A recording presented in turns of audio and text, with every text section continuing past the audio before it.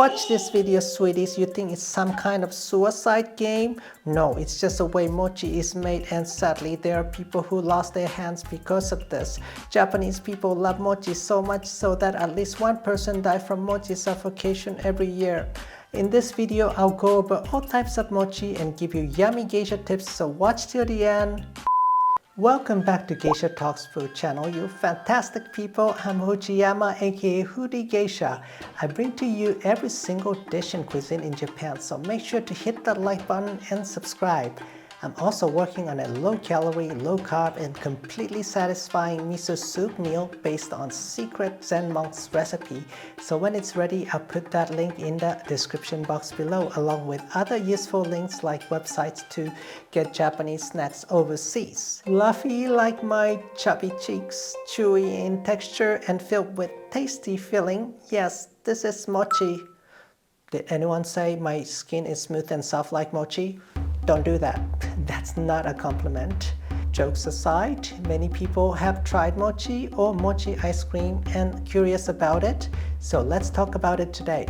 People think they know what mochi is, but have you seen these? Mochi with a whole strawberry inside, mochi with edamame filling, savory mochi drenched in soy sauce and covered in seaweed, green grass mochi, mochi wrapped in sakura leaf, mochi with miso and walnut, mochi grilled to perfection and stretches like cheddar cheese. Okay, you got the point?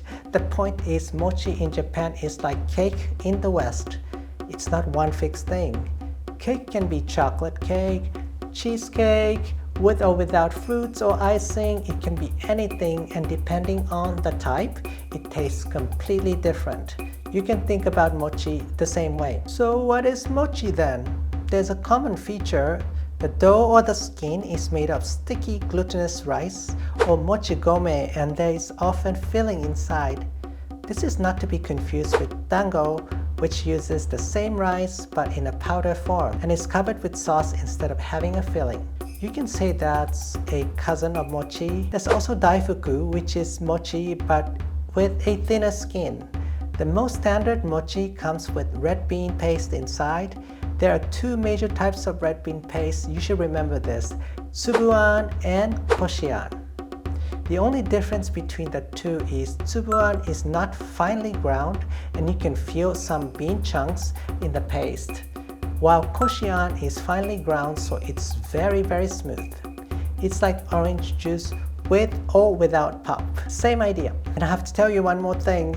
People may have an impression that half the mochi out there is mochi ice cream. The truth is, mochi ice cream didn't come into existence until 1980s, and to this day it represents only a tiny portion of total mochi market in Japan. Basically, mochi ice cream is more popular outside of Japan. Now that you know what mochi is and the basics of it, let me give you fun and practical geisha tips. Geisha tips number 1. Stick to flavors that are authentically Japanese. Because most of the mochi you find overseas are not made by Japanese manufacturers, they started introducing flavors that are quite funky and do not always go well as mochi filling. Let me give you an example of these. Chocolate, melon, banana, even black sesame. It tastes good, but it is more for Chinese desserts. I still want you to have fun with variety of mochi flavors, so let me tell you my top 5 mochi varieties that are authentically Japanese as well. Number 5, Zunda Mochi, aka edamame paste filling mochi. This is a specialty of Miyagi Prefecture and Sendai City, but it is widely available across Japan. I just love that you can taste that green and young raw flavor of edamame. Instead of red bean, they use edamame, so the filling is green in color.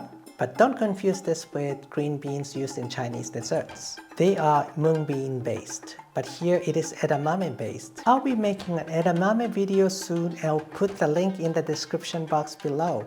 Number 4, Bota Mochi. This is the type of mochi that doesn't go through the guacamole process, so the mochi skin still preserves the rice grain and texture. They usually put the paste outside instead of filling inside so that the rice doesn't stick to your hand. It's like eating sticky rice in a Thai restaurant and fun to eat bota mochi. Number 3, strawberry Daiheku. I don't have to say much on this. I'm getting thirsty. Oops, no, hungry just by thinking of strawberry Daiheku. Japanese strawberry tastes so different from strawberries elsewhere too. It's usually available from winter to spring and could be pricey, but totally worth it. Number 2 is Kusa Mochi. This one is so underrated and people overseas don't really know about it. Kusa simply means grass. Basically, herbal grass called yomogi that grows in the wild everywhere in Japan is mixed into mochi skin. That's why the rice skin looks so green. I just think the herbal minty taste goes perfectly with the red bean filling. And finally, the number 1 choice is Isobe Mochi. It's a freshly grilled mochi drenched in sweet soy sauce and wrapped in crispy seaweed. I just love the combination of sweet and savory, and when the mochi is char-grilled with a bit of burning, it's crispy on the outside and gets so soft on the inside, just like this. You really have to try to believe it. How good it is, you really gotta try it. Geisha tips number 2. You might be thinking, how the heck are we supposed to get these varieties of mochi from an authentic shop? Don't worry, I got you covered. There's an easy way. You can just go to Depachika or the basement of department stores. Major department stores usually invite well-known food and dessert vendors to set up stalls in the basement. You can't go wrong if you get any food or dessert items from these stalls. I recommend.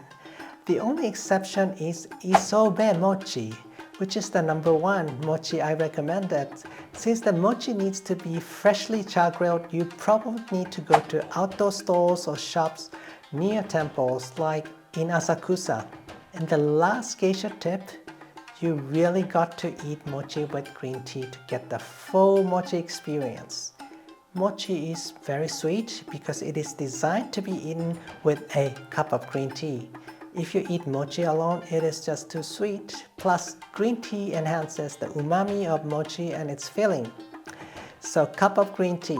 Hope that was helpful. I tried to make content that goes deeper than the surface and makes your Japanese food experience more and more enjoyable. So make sure to hit that like button and subscribe. I also put useful links to my umami and other videos and websites where you can get Japanese snacks even if you are overseas in the description box. So check that out as well.